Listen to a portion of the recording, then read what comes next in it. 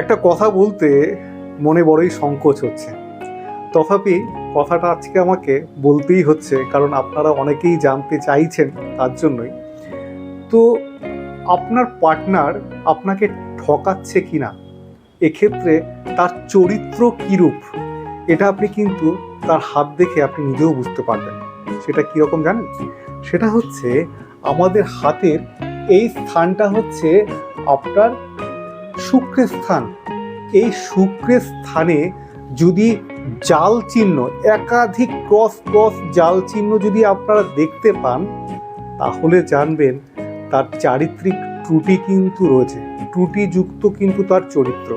এই ক্ষেত্রে সম্পূর্ণ সম্ভাবনা কিন্তু এটা থাকে যে আপনার পার্টনার আপনার পেছনে কোনো না কোনোভাবে আপনাকে কিন্তু ঠকাচ্ছে।